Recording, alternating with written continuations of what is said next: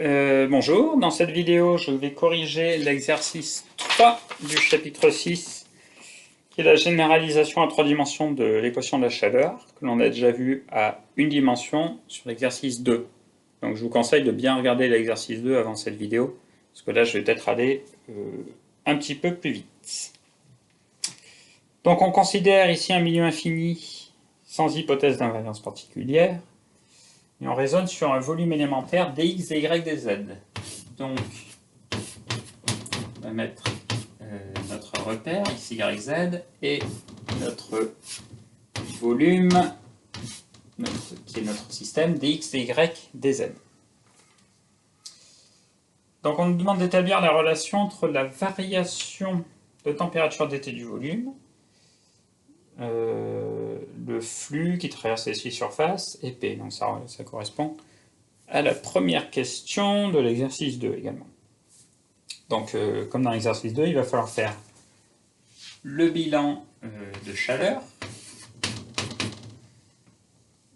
qui va être égal au flux traversé par la surface en X.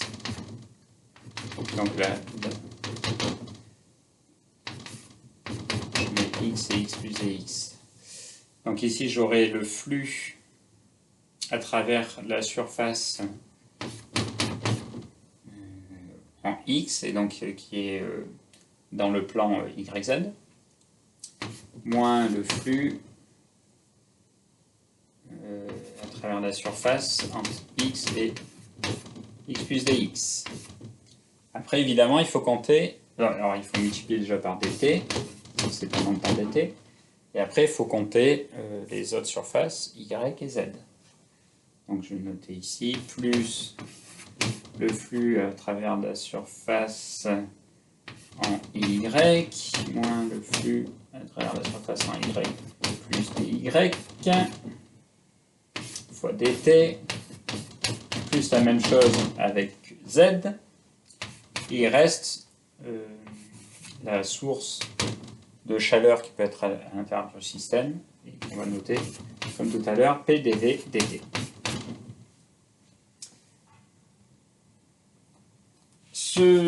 Cette variation infinitésimale de chaleur, elle est égale à la variation d'enthalpie. Bon, comme à l'exercice 2, c'est égal à ρ dV, c'est-à-dire la masse, fois la capacité massique, fois dt. Et donc on a égalité entre ce terme et celui-ci. Alors, comment on va pouvoir exprimer les flux de chaleur à travers les surfaces?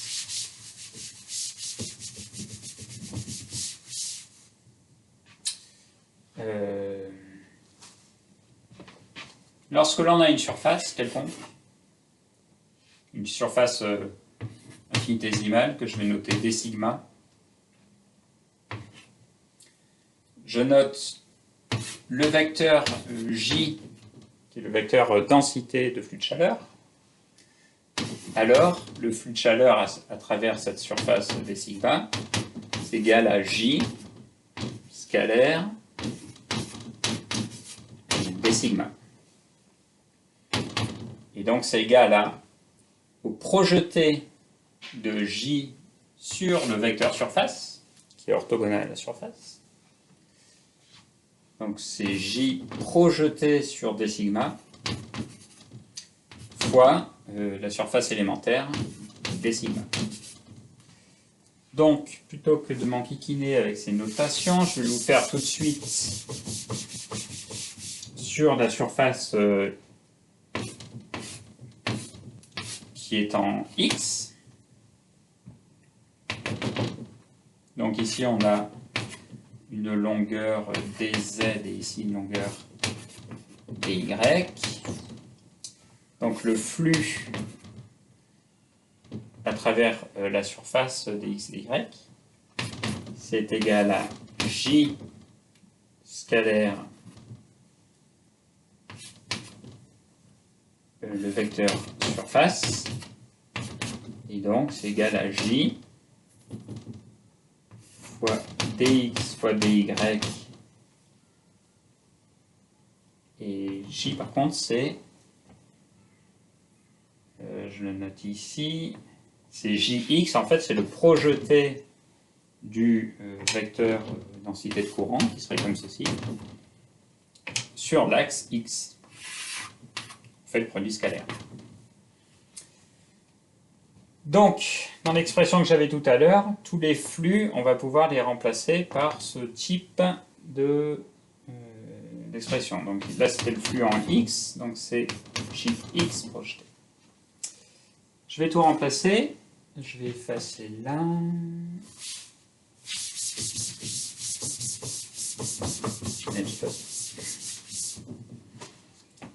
Donc, mon bilan de puissance, il peut s'écrire rho c dv fois dt, la température, est égal à, je l'avais écrit, phi s en x moins phi s en x plus dx fois dt plus la même chose avec y et avec z plus p dv dt. Et maintenant, je vais remplacer, je note que phi s x, c'est égal à j, le vecteur densité de flux de chaleur, Jx, multiplié par dy dz. Donc, l'équation, elle revient à rho c dv dt égale, alors je vais mettre un moins devant, comme tout à l'heure dans l'exercice 2, pour faciliter les notations, moins j projeté sur x, x plus dx, moins j en x, toujours projeté sur x, fois dy dz dt, dy dz dt, plus la même chose sur y, la même chose sur z, plus p dv dt.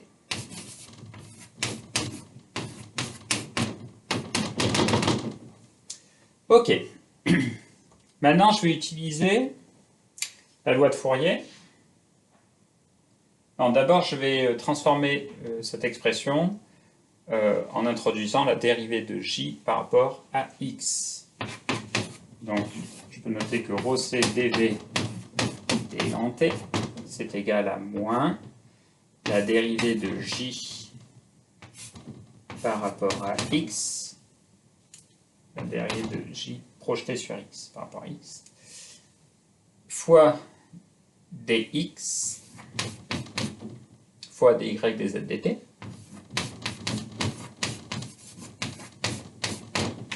plus la même chose sur y et z, plus p dv dt. Ici, évidemment, on a dv.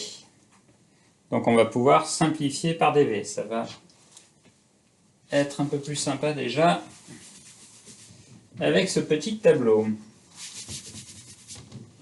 Donc ici, j'avais dv dt, je simplifie par dv, il ne me reste plus que dt.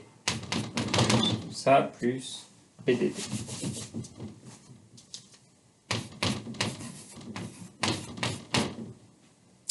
Ok. Maintenant, je vais utiliser la loi de Fourier.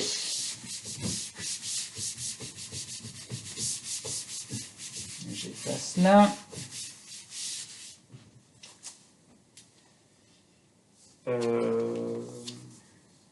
Donc là, en fait, je passe à la question 2. En utilisant la loi de Fourier, établir l'équation de division de la chaleur. Donc j'utilise la loi de Fourier qui dit que J c'est égal à moins lambda gradient de la température.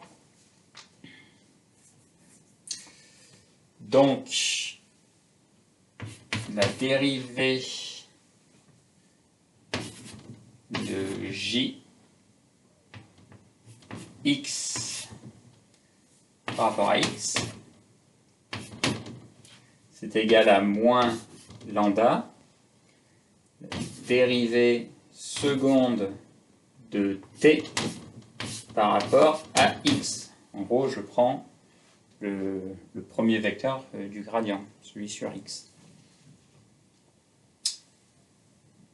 Donc je vais remplacer maintenant ceci par l'expression que je viens de trouver. Et la dérivée donc devient lambda dérivée seconde de t par rapport à x2.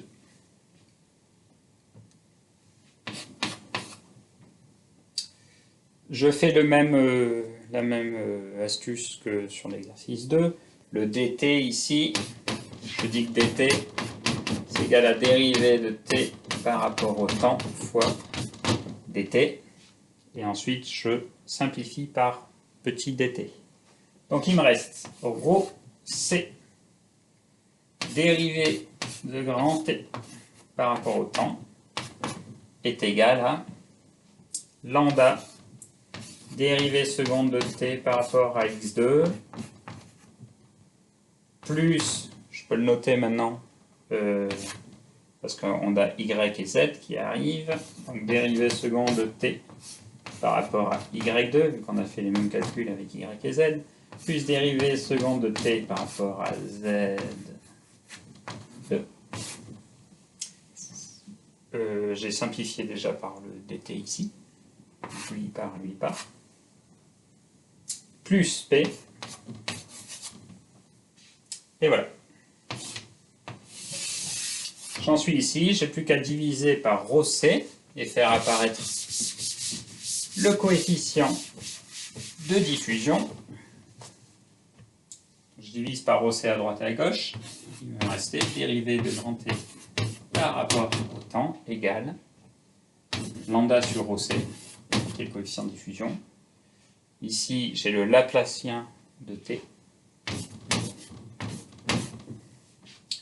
plus P sur rho c.